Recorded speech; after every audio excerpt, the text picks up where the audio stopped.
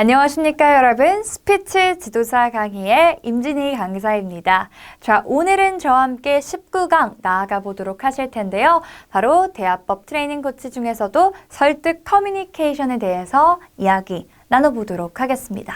자, 여러분들은 어떠신가요? 우리 설득을 좀 잘 하시는 편인가요? 아니면 나는 남들을 설득하는 게 조금은 어려우신가요?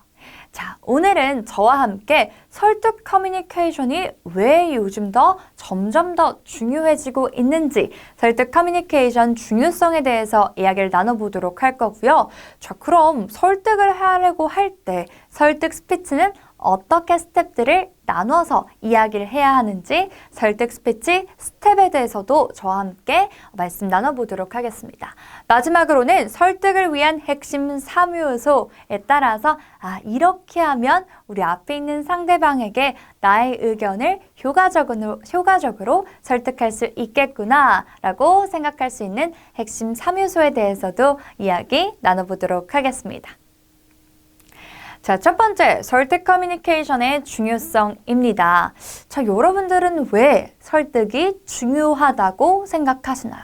자, 먼저 설득이란 단어를 떠올리셨을 때 여러분들은 어떤 그 단어의 이미지를 가지고 계신가요? 설득 커뮤니케이션을 이제 코칭 받으러 오시는 수강생분들을 보면 저는 영업 파트에 있는데 저의 이제 판매해야 하는 제가 꼭 우리 영업을 해야 하는 물품에 대해서 설명하기가 너무 어려워요. 또 이런 업무뿐만 아니라 저는요, 일상에서도 저의 주장을 좀 말하기도 힘들고 진짜 저는 제가 먹고 싶은 메뉴도 설득을 못 시키는 경우가 많습니다. 라고 오시는 분들이 굉장히 많은데요. 자, 설득이라고 했을 때 우리에게 굉장히 어렵게 느껴지고 또 멀게 느껴지신다면 자, 우리 예시를 한번 들려드리도록 할게요. 우리가 가족들이 이제 외식을 하려고 할 때 저는 고기가 굉장히 먹고 싶은데 저의 동생은 뭐 고기가 아닌 회를 먹고 싶다고 할 때 어떻게 해요? 우리가 이제 설득을 시켜야겠죠. 소개팅 장소를 정할 때도 저는 삼청동에 가고 싶은데 상대방은 강남에서 만나고 했을 때 나는 삼청동에 꼭 가야 하는 이유 설득시켜야겠죠. 이렇게 설득은 우리 일상생활에 굉장히 밀접하게 부딪히고 있습니다. 그래서 설득 커뮤니케이션이 점점 더 중요해지고 있는 것 같은데요. 자, 첫 번째로는 스피치의 목적부터 생각해 보셨으면 좋겠습니다. 우리 스피치의 목적, 1강, 2강에서 제가 열심히 강의를 했던 것 같은데 여러분들 기억하고 계시나요? 또 이제 이쯤 되면 여러분들이 맞아. 스피치의 목적은 이러이런 것들이 있었고 또 나의 강의를 할 때 목적은 이러이런 것들이었지 라고 좀 정의가 생기셨을 것 같은데 자, 바로 스피치의 목적은 내가 말하고자 하는 내용을 효과적으로 우리 앞에 있는 청중분들에게 전달하고 또 상대방을 설득시키는 게 바로 스피치의 목적이었습니다. 그 스피치가 우리가 업무에서 하는 PT가 될 수도 있겠고요. 또 면접에서 실시하고 또 실생활에서 활용되는 토론, 세일즈, 일상 대화에서도 설득 커뮤니케이션의 중요성이 점점 더 올라가고 있습니다. 또 우리 많이 하는 면접에서도 내가 하고자 하는 답변을 면접관분들에게 설득을 시킬 수 있으셔야지 합격하실 수 있겠죠. 자, 그래서 점점 더 설득 커뮤니케이션이 중요해지고 있는데요. 자, 설득 커뮤니케이션은 상대방의 마음을 움직여서 나의 의견을 공감시키고 또 감동까지 주면서 효과적으로 하는 설득 커뮤니케이션입니다. 여러분들은 어떠신가요? 내 의견을 효과적으로 설득해야 하는 설득 커뮤니케이션을 하고 계신가요?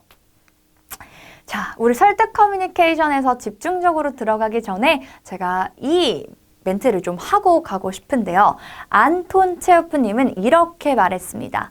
부드러운 말로 상대를 설득하지 못하는 사람은 거친 말로도 설득할 수 없다고 합니다.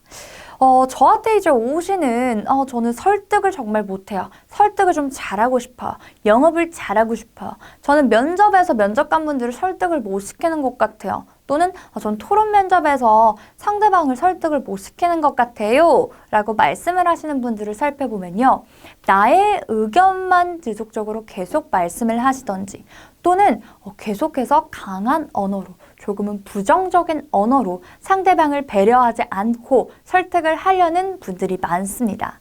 하지만 여기서 말했듯이 부드러운 말로 상대를 설득하지 못하는 사람은 거친 말로도 설득을 할 수가 없습니다. 그래서 오늘은 제가 어떻게 하면 효과적으로 또 부드럽게 상대방을 설득할 수 있는지에 대해서 집중적으로 강의해 보도록 하겠습니다. 자, 그럼 설득 스피치 스텝에 대해서 제가 두 가지로 나누어 봤는데요. 바로 첫 번째는 인정입니다. 여러분들은 어떠신가요? 우리 설득을 하려고 했을 때 나의 의견부터 말씀을 하고 계시진 않은가요? 또는 상대방의 의견을 인정하고 나의 설득을 이어가시나요? 자, 제가 쭉 말씀드리면 효과적인 설득 스피치 스텝은요. 첫 번째는 바로 인정입니다. 상대방의 의견이 나랑은 조금은 다르더라도 상대방의 의견을 인정해 주셔야지 그 사람도 이제 나의 말에 들을 열린 자세로 들을 수가 있겠죠. 그리고 나도 이렇게 존중을 해줬으니 당연히 나도 존중받으실 수가 있겠죠.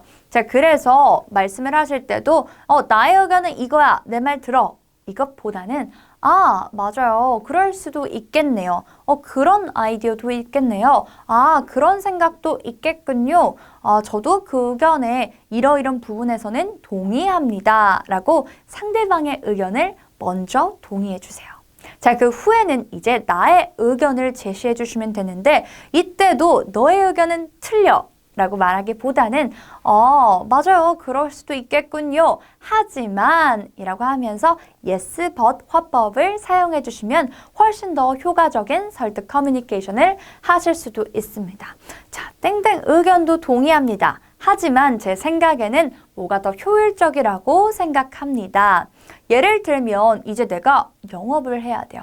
제약회사 이제 영업을 해야 되는데 내가 담당하는 이제 담당자분께서 근데 이거 다른 경쟁사에 비해서 너무 비싸요. 그래서 저 이 제품 못 쓸 것 같아요. 라고 말씀을 하실 수 있겠죠. 당연히 그렇게 말씀을 하실 수도 있겠죠. 그럴 때 아니에요. 저희 가격은 조금은 비싸지만 저희 제품은 이래서 너무너무 좋습니다. 라고 말을 한다면 과연 그 상대방은 이미 가격에서 내가 다른 데서 좋다는데 이렇게 말을 해봤자 설득이 될 수 있을까요? 아니겠죠. 그럴 때도 역시 맞아요. 저희 가격이 조금 다른 경쟁사에 비해서 조금은 높은 편입니다. 하지만 예스법 화법을 활용해서 근데요, 요즘 이런 데서는 저희 제품이 훨씬 더 각광을 받고 있고요. 또 이런 연구 결과에서 또 이런 논문에서는 이러이런 점이 저희 제품이 훨씬 더 효율적이라고 또 효과적이라는 이렇게 판명이 났습니다. 그래서 이번에 꼭 사용을 해보신다면 담당자님께서도 이러이런 효과를 보실 수 있을 겁니다. 라고 설득을 해주신다면 훨씬 더 이제 듣고 있는 분에게도 공감을 할 수 있고 또 마음 열린 대화가 시작될 수 있겠죠. 자, 그래서 여러분들이 설득을 하실 때도 항상 먼저 인정을 해주시고 그 다음에 나의 의견 제시, yes, but 화법으로 설득 스피치를 진행해 주셨으면 좋겠습니다. 네, 설득을 위한 핵심 3요소에 대해서 이야기 나눠보도록 하겠습니다. 자, 아리스토텔레스. 여러분들 아마 인문학에서 많이들 들어보신 이름일 텐데요. 자, 아리스토텔레스는 이렇게 말했습니다. 세 가지를 충족시켜야지 청자를 설득시킬 수 있다. 과연 그 세 가지가 무엇인지 한번 살펴보도록 하겠습니다. 자, 첫 번째로는 가장 많이 퍼센트를 차지하고 있는 에토스, 화자입니다. 말하는 사람이 누구이냐에 따라서 설득을 시킬 수 있는지 없는지 판가름할 수 있다는 뜻인데요. 그만큼 화자가 누구인지가 굉장히 중요하다고 합니다. 다음은 바로 파토스입니다.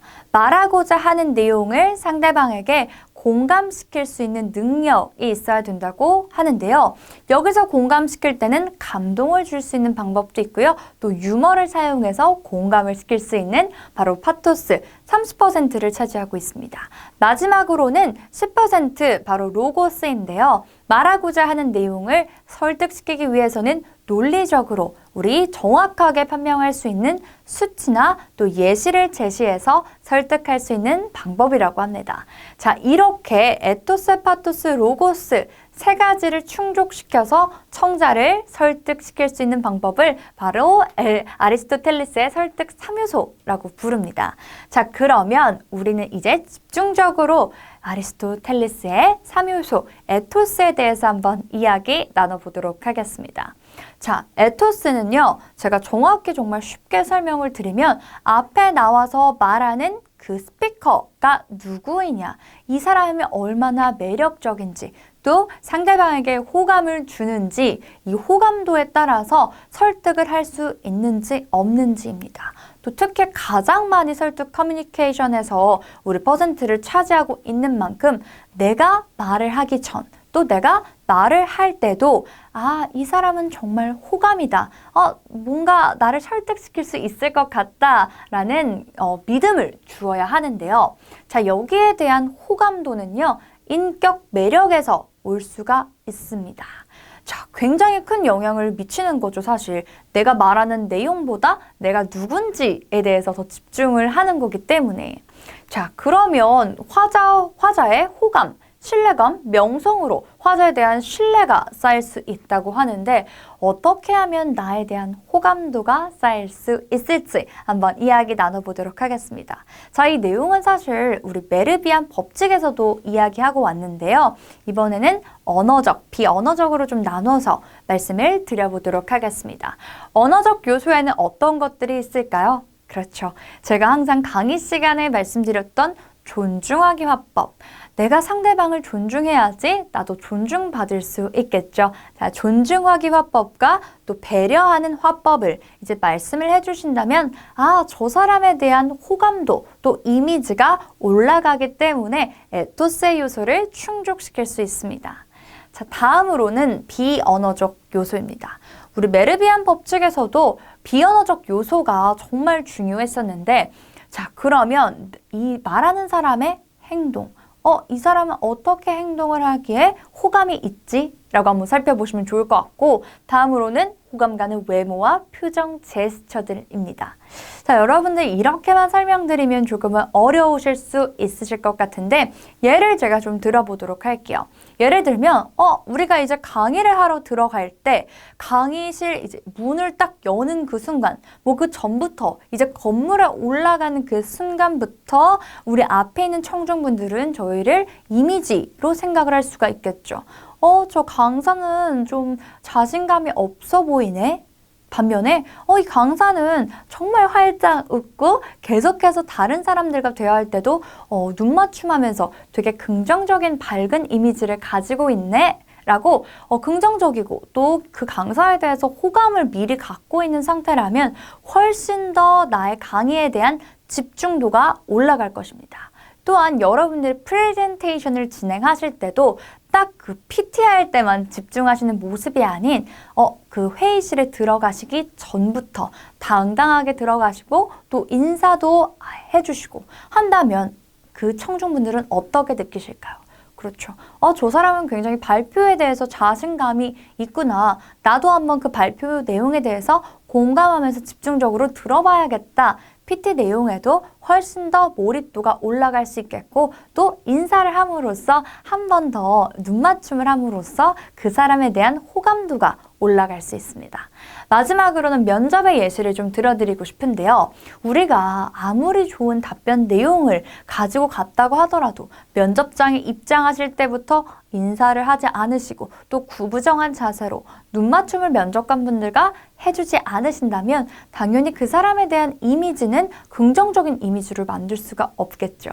그래서 항상 언어적인 요소와 비언어적인 요소를 생각하시면서 내가 말할 때 상대방에게 어떻게 하면 호감을 줄 수 있는지 호감 갈 수 있는 언어적 요소, 비언어적 요소를 연습을 해주신다면 설득할 수 있는 확률도 훨씬 더 높아지실 겁니다.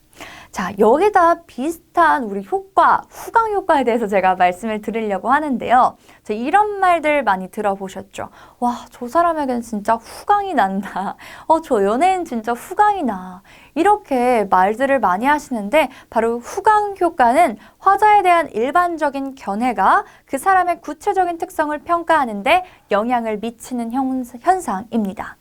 자, 제가 계속해서 말씀을 드리지만 우리가 이제 강의실에 들어갈 때 만약에 의상도 너무 평범하고 또 내가 그렇게 막 헤어스타일이나 외모 또 내가 딱 이미지를 봤을 때도 별로 자신감이 없어요. 그리고 그걸 내 앞에 있는 청중분들도 느끼고 계신다면 당연히 그 강의도 그냥 무난한 강의, 그저 평범한 강의라고 생각을 하실 수 있겠죠. 하지만 내가 강의실 들어가기 전부터 정말 당당하고 그 강의에 맞는 옷차림, 또 헤어스타일, 또 미소와 눈맞춤, 또 보이스까지 우리 장착을 하고 가시면 강의를 시작하기 전부터 살짝 나는 스몰 토크에서부터 이 강사는 정말 이 강의에 대한 믿음이 있구나. 나도 이 강의에 대해서 한번 집중적으로 또 들어봐야지. 이 강의에 대한 호감도가 올라가기 때문에 강의 내용에 대해서도 훨씬 더 관심을 가지실 수 있겠습니다. 그래서 여러분들도 만약에 내가 설득을 하는 자리라면 딱 설득하는 내용도 물론 중요하지만 이 화자에 대한 호감도가 생겨야 되기 때문에 내가 어떻게 하면 호감을 만들 수 있을지 꼭 한번 생각을 해보셨으면 좋겠습니다. 자, 다음은 바로 파토스입니다. 파토스는 유머와 감동, 또 여운이 남는 인용구를 활용해서 청자의 마음을 열게 해서 설득을 시키는 수단입니다. 자, 우리가 말을 할 때 그냥 일반적인 내용만 쭉 말을 한다면 조금은 지루할 수 있고요. 또 공감을 얻기가 힘들 수도 있습니다. 그래서 내가 말을 할 때 유머를 넣거나 또는 감동과 여운이 남을 수 있는 인용구를 활용해서 설득시키는 방법이 바로 파토스입니다. 제가 오늘은 그 중에서도 명언 인용법을 좀 설명드리려고 합니다. 여러분들 명언들 많이 이미 이제 알고 계시죠? 제가 강의 마치기 전에 매 강의마다 이렇게 명언을 남기는데 저 역시 파토스 수단을 이용하고 있습니다. 이렇게 마지막에 명언을 사용함으로써 이 강의의 핵심 포인트, 또 이 강의에 대해서 조금 더 기억에 잘 남을 수 있도록 하는 설득 수단을 저도 사용하고 있는데요. 이렇게 명언 이용법을 활용하시면 훨씬 더 청자의 마음을 열게 하고 또 귀를 열게 할 수 있는 좋은 설득의 수단입니다. 그래서 화자에게 설득력 있는 스피치를 위해서 감동과 유머, 또 여운이 남는 격언이나 속담, 또 시들을 인용해서 청자의 마음을 열도록 유도하는 것이 바로 명언 이용법입니다. 예를 들면 여러분들이 어디서 이 명언 이용법을 많이 보실 수 있냐면 정치적인 연설, 오바마 전 대통령이라든지 또 트럼프 대통령 또는 정치가들의 연설을 보시면 이렇게 많이 명언을 인용합니다. 그래서 한번 꼭 확인해 보시고 대중연설이나 1:1 협상, 뭔가 퍼블릭 스피치에서 내가 많은 사람들에게 정말 나의 내용에 대해서 감동적으로 또 효과적으로 설득을 하기 위해서는 나의 의견도 물론 논리적으로 말씀을 하셔야 되지만 감동적이고 또 다시 한번 나의 스피치에 대해서 생각할 수 있고 또 효과적으로 설득을 시킬 수 있는 명언 인용법들을 많이 사용하십니다. 그래서 여러분들도 만약에 대중 앞에서 인터뷰를 하실 자리나 또는 프레젠테이션에서도 그저 그냥 수치만 넣지 마시고 오늘은 제가 이런 명언을 좀 말씀드리고 싶습니다. 이 내용에 알맞는 명언이라든지 꼭 명언이 아니더라도 요즘 유행하는 유머, 또 감동을 줄 수 있는 영상도 괜찮습니다. 그래서 여러분들 감동과 유머, 또 여운이 남을 수 있는 격언이나 속담을 또 시까지 활용하셔서 바로 설득을 시킬 수 있는 수단이 바로 파토스라는 거. 자, 마지막은 바로 로고스입니다. 10%밖에 차지하진 않지만 아리스토텔레스가 이렇게 말했죠. 세 가지를 모두 충족시켜야 된다고. 그래서 역시 로고스도 빠질 수가 없는데요. 바로 로고스는 청자에게 명확한 증거, 또 논리적 추론으로 청자를 설득시키는 방법입니다. 자, 예를 들면 사례 증명법들이 있겠죠. 나의 스피치에 명확한 증거를 제공하는 권위 있는 학술지나 정부 공인 자료, 또 언론 보도 통계 등 다양한 사실을 들어서 증명하는 방법입니다. 예를 들면 우리가 세일즈를 할 때도 그냥 나의 생각을 말하는 것보다 훨씬 더 그 전문가에게 효과적으로 설득을 시키기 위해서는 이번 논문에서는, 이번 언론에서는, 이번 통계를 보니까 이런 마케팅 방법들이 훨씬 더 좋더라고요. 저희 회사에서는 이런 마케팅 방법을 활용해서 땡땡 기업에 컨설팅을 해드리려고 합니다. 라고 통계나 수치를 보여주신다면 훨씬 더 설득할 수 있는 퍼센티지가 올라가실 수 있으실 겁니다. 또한 다음은 상대방에게 효과적으로 말을 전달하는 OBC 구조입니다. 우리 강의를 구성하실 때도 OBC 구조 제가 많이 말씀을 드렸었는데요. 자, 말을 할 때 그냥 부서 없이 쭉 나의 의견을 말해서 설득을 시키는 것보다는 자, 논리적으로 효과적으로 전달할 수 있는 OBC 구조를 사용해 보셨으면 좋겠습니다. 특히 이 방법은 저는 설득을 하려고 하는데 자꾸 설득을 하려고 하면 상대방이 조금 집중도가 떨어져요. 조금 지루하대요. 내가 무슨 말을 하려는지 핵심을 모르겠대요. 라고 피드백을 들으시는 분들에게 추천을 드리는 방법입니다. 자, 오프닝에서 내가 어떤 주제로 말을 할지에 대해서 서론을 시작해 주시고요. 또 바디, 내가 설득을 시켜야 하는 메인 포인트를 바디에 넣어주시고 마지막 클로징에는 우리 앞에서 말했던 살짝의 명언들을 넣어주신다면 훨씬 더 효과적으로 또 집중도를 높이면서 우리 앞에 있는 청중분들에게, 청자에게 효과적으로 설득을 시킬 수 있습니다. 자, 이렇게 청자에게 명확한 증거 또 논리적 추론으로 청자를 설득시키는 방법이 바로 로고스였습니다. 여러분들이 프레젠테이션이나 또 토론에서 또 면접에서 정확한 수치를 말씀하셔야 될 때 꼭 한번 사용해 보셨으면 좋겠습니다.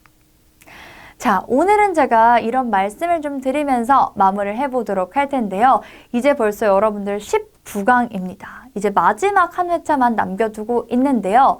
자, 마지막 회차까지 오시면서 여러분들이 정말 많은 내용을 저와 함께 다뤄보셨습니다. 이제는 여러분들이 아는 자들이여 실천하라. 이해하는 자들이여 가르치라. Those that know do, those that understand teach. 입니다. 오늘 제가 3요소, 설득의 3요소들부터 또 설득 스피치 스텝까지 정말 많은 내용들을 커버해 봤는데 특히 설득을 하실 때도 인정하고 yes, but 화법부터 우리 아리스토텔레스, 로고스, 파고스까지 쭉 3요소까지 말씀을 해보셨습니다. 자, 여러분들은 과연 설득을 할 때 내가 우리 가족들은 어떻게 설득을 하는지 한번 방법을 꼭 생각해 보시고요. 특히 여러분들이 앞으로 마주치게 될 수강생분들 또 나의 학생분들을 설득할 때 나는 어떤 화법으로 과연 설득을 할 수 있을지 만약에 내 강의가 만족하지 않는 수강생분들은 내가 어떻게 하면 설득을 해서 불만을 조금 줄일 수 있을지 강의 컴플레인까지 설득을 하실 수 있는 방법을 좀 연구해 보시는 것도 좋을 것 같습니다. 저도 역시 설득 커뮤니케이션에서 강의를 이제 진행하다 보니 내가 아리스토텔레스가 말한 3요소에 대해서 나는 다 3가지 충족을 하고 있는지에 대해서 다시 한번 생각을 하게 되고요. 또 가장 중요한 건 역시 내가 앞에 있는 나의 스피커, 내가 진짜 이 말하고 있는 나 자신 자체가 호감이 돼야 되겠구나. 나 자신 자체가 신뢰감을 주어서 상대방을 설득시켜야겠구나 라는 생각이 들더라고요. 자, 그러시려면 내가 과연 올바른 말을 하고 있는지 또 나는 호감 가는 표정, 또 호감 가는 이미지, 호감 가는 보이스를 가지고 있는지 다시 한번 생각해 보시고 또 비디오 촬영도 하시면서 이제는 여러분들이 실전 강의에서 꼭 내 모습을 철저하게 판단해 보시고 또 피드백도 할 수 있는 시간이 되셨으면 좋겠습니다. 마지막으로 정말 이해하는 자들이여 가르치라.